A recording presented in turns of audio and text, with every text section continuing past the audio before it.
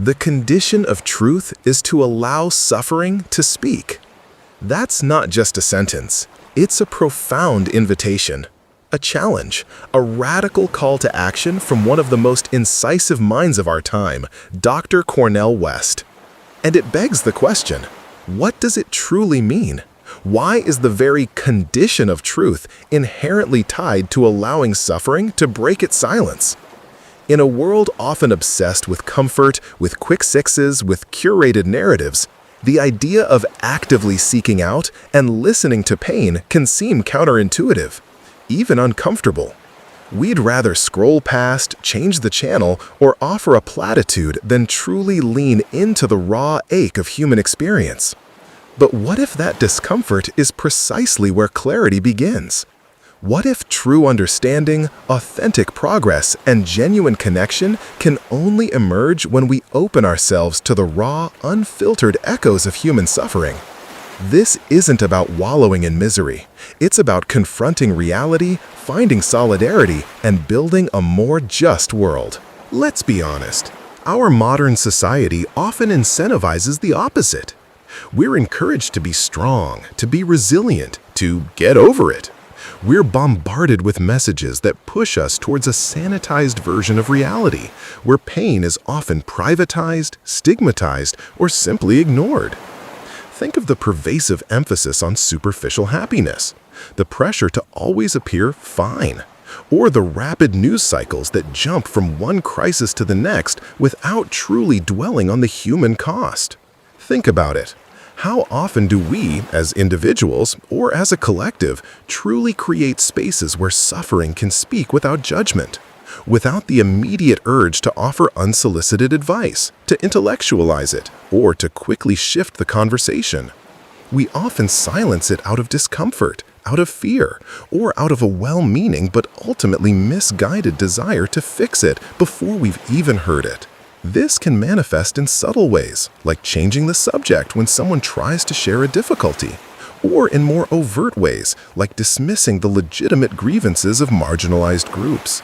But when suffering remains silent, or when it's actively silenced, what do we lose? We lose crucial data points about our world, the undeniable evidence of what's broken, what's unjust, what needs urgent attention. We lose empathy because we can't connect with what we refuse to acknowledge. Without truly hearing another's pain, our capacity for compassion withers and our understanding of shared humanity diminishes. And most importantly, we lose our grip on truth. Because truth, in its fullest, most unvarnished form, often resides in the inconvenient, the uncomfortable, the places where things have gone wrong. The hidden corners of injustice, the neglected consequences of policy, the deep wounds of history. To ignore suffering is to embrace a partial, distorted reality. So, if the silence of suffering distorts truth, then what happens when we actively allow it to speak? This is where the profound power of Cornel West's statement truly comes to life. It's not just a moral imperative, it's an epistemological one. Listening to suffering isn't just kind, it's how we actually know the world more accurately. There are fundamental reasons why this act of allowing suffering to speak is not just compassionate, but absolutely essential for uncovering truth. 1. Suffering as a witness. When an individual or a community suffers, that pain is a living, breathing testament to a problem, an injustice, a hidden reality. It's not abstract, it's concrete. The suffering of a farmer who loses their land speaks to the truth of economic policy and corporate agriculture. The anguish of a patient struggling with a chronic illness speaks to the truth of a healthcare system's inadequacies or the biases within medical research. The desperation of a family fleeing conflict speaks to the truth of geopolitical instability and humanitarian failures. These aren't just personal narratives, they are empirical evidence of systemic failures, of neglected issues, of truths that have been deliberately or inadvertently suppressed. They are the undeniable footprints of systemic oppression, economic disparity, or environmental degradation. When a community cries out about poisoned water, for instance, that outcry isn't just emotion, it's a direct witness to a dangerous reality that official reports might try to downplay. 2. Suffering as a teacher. From the crucible of suffering, we forge profound lessons. These aren't lessons found in textbooks or on a motivational speaker stage. They are lessons etched into the soul. Lessons about resilience, about the fragility of life, about the depths of human connection, about what truly matters. These experiences strip away the superficial, revealing the core of what it means to be human. They teach us about our own vulnerabilities, our own strengths, and the often unseen struggles of others. Consider the lessons learned from surviving a natural disaster or enduring a period of profound personal loss. These truths, born of hardship, are often the most enduring and transformative. They challenge our assumptions, broaden our perspectives, and can lead to a deeper, more nuanced understanding of ourselves and the world. Without confronting suffering, our understanding of human experience remains incomplete, shallow, and detached from the profound realities that shape existence. 3. Suffering as a catalyst for change. When suffering is given a voice, it inherently demands a response. It sparks empathy, ignites moral indignation, and often becomes the very catalyst for change. Think about the civil rights movement. It was the raw, undeniable suffering of Black Americans, finally allowed to be seen and heard through marches, speeches, and powerful testimonies that compelled a nation to confront its deepest prejudices and unjust laws. Or consider environmental movements. It's the tangible suffering of communities affected by pollution, the voices of those whose homes and health are destroyed by extractive industries, that compel us to address climate change and demand corporate accountability. When we listen to suffering, we are not just witnessing, we are being called to action. This is where truth moves beyond mere understanding and becomes a force for transformation. It's the point where awareness transitions into action, where empathy fuels advocacy, and where shared pain becomes the foundation for collective liberation. So, if allowing suffering to speak is the condition of truth, how do we actually do it? This isn't about pity.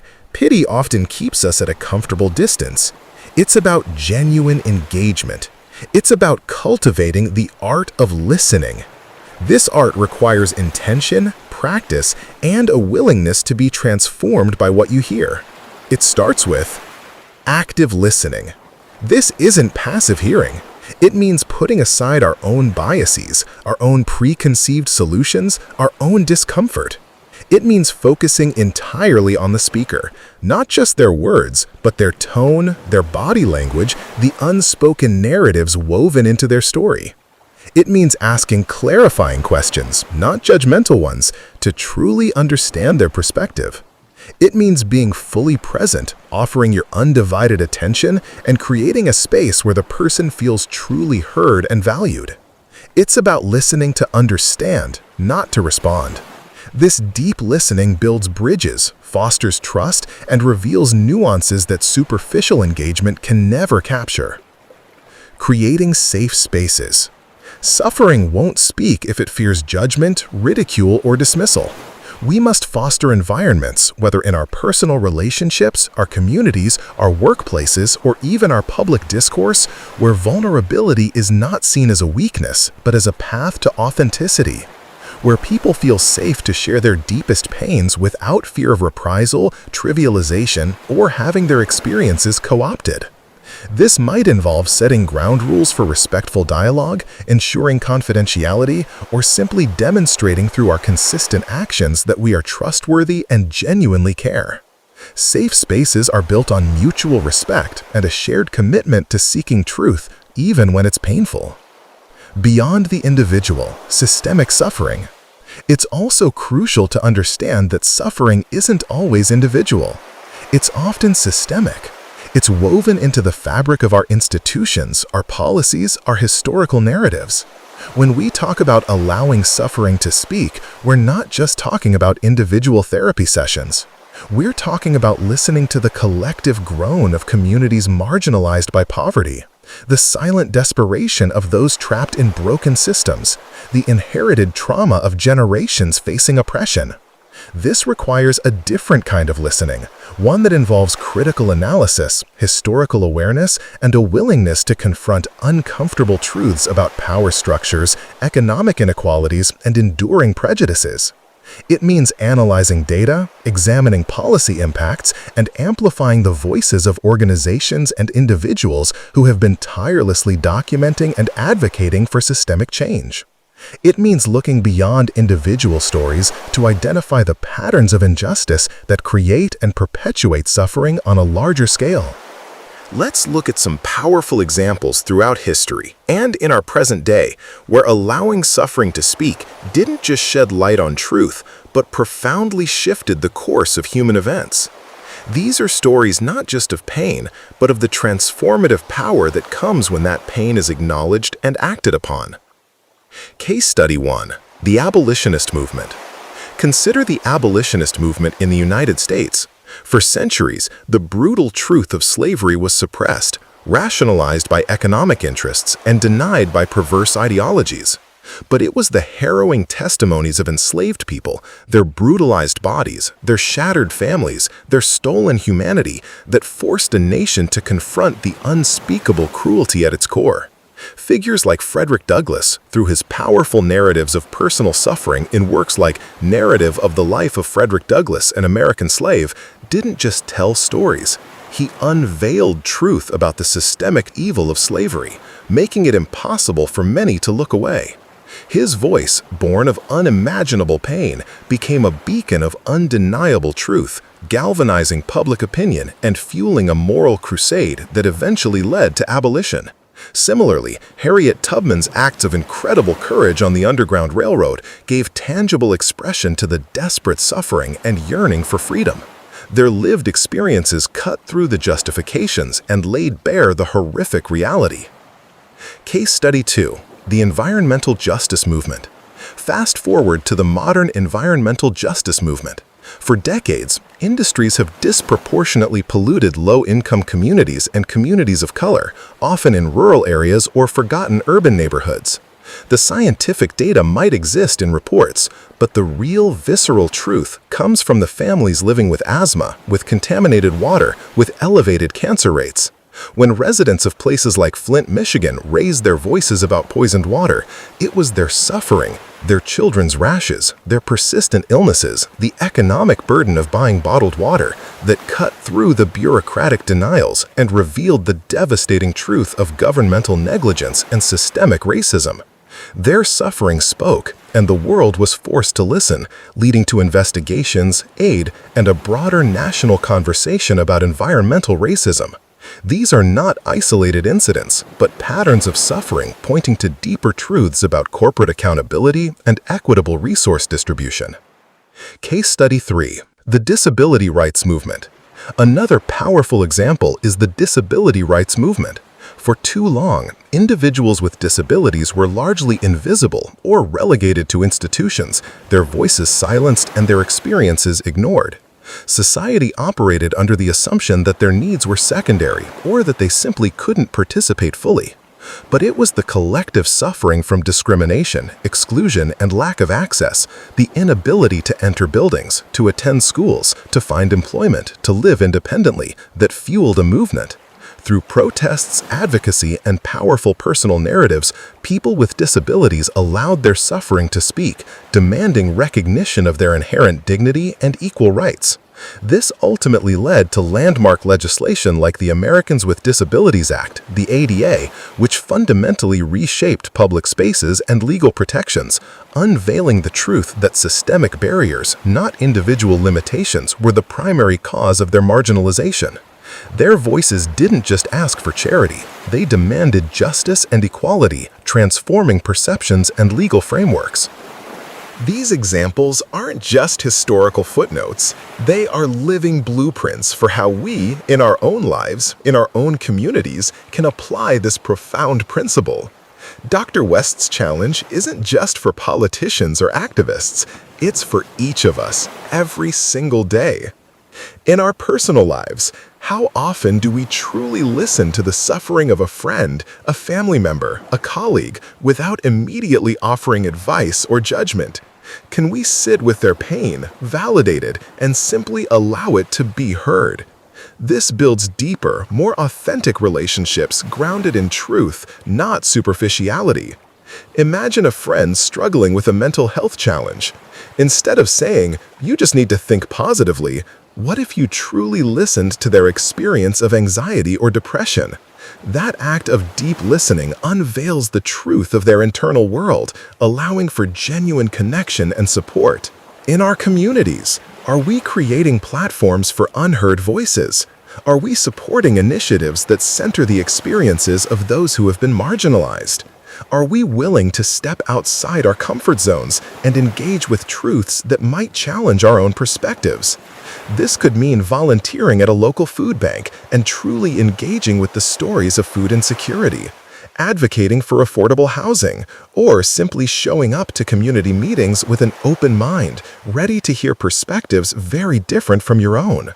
It's about recognizing that every neighborhood, every city has voices of suffering that hold vital truths about its challenges and unmet needs. In our institutions, from corporations to governments, from educational systems to healthcare, are our institutions designed to listen to the suffering of the people they serve? Or are they structured to perpetuate silence and maintain the status quo? This requires demanding accountability, advocating for systemic changes, and electing leaders who prioritize human dignity over profit or power. It means asking questions like, why are emergency room wait times so long? Or why are certain neighborhoods disproportionately affected by pollution? And then listening to the answers from those directly experiencing the suffering. It demands a willingness to dismantle systems that silence pain and build those that actively amplify it, making institutions more responsive, just, and effective. Allowing suffering to speak requires courage. It requires courage from the one who suffers to break their silence, to make themselves vulnerable, to share their deepest wounds, often reliving pain in the process. This act of opening up, especially after a lifetime of being told to be strong or silent, is incredibly brave. And it requires immense courage from the listener to truly absorb that truth, to acknowledge the weight of it, and to resist the urge to immediately fix, deflect, or judge. It means confronting uncomfortable realities that might challenge our own worldview or expose our own complicity in systemic issues.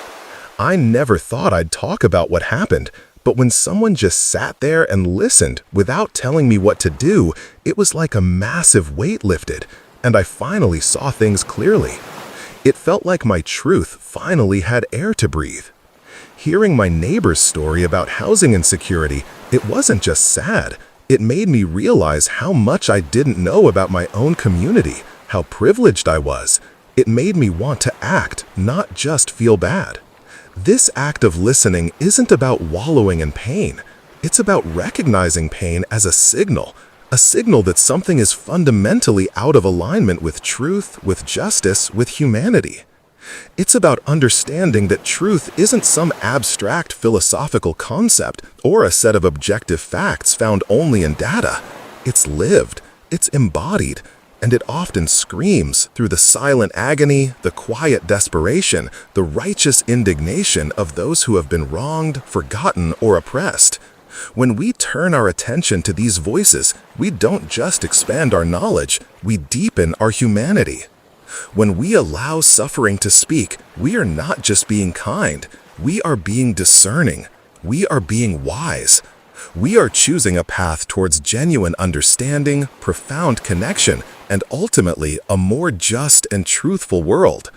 It's a path that is often challenging, but ultimately deeply rewarding for everyone involved. Cornel West's statement, "The condition of truth is to allow suffering to speak," is not a passive observation. It is an active directive. It calls us to a deeper level of engagement with the human experience. It demands that we transcend our comfort zones and confront the realities that shape our world, both beautiful and brutal. It's a timeless call for compassion, for intellectual rigor, and for moral courage in the face of injustice. In every silenced scream, every unacknowledged tear, every untold story, there lies a piece of the truth waiting to be discovered. Our responsibility, our moral imperative, is to create the space, cultivate the empathy, and summon the courage to listen. To listen not just with our ears, but with our hearts and minds. To allow ourselves to be moved, to be challenged, and to be changed by the truths that suffering reveals. Because only then, when suffering is truly allowed to speak, can we hope to truly hear the truth. And only then can we begin the profound work of healing, of justice, and of building a world grounded in authentic reality, where no one's pain is invisible and every voice counts. What truths do you think are waiting to be uncovered if we just allow suffering to speak? Share your thoughts and experiences in the comments below. And if this message resonated with you, please consider liking this video, subscribing to our channel, and sharing it with someone who might need to hear it. Let's continue this vital conversation.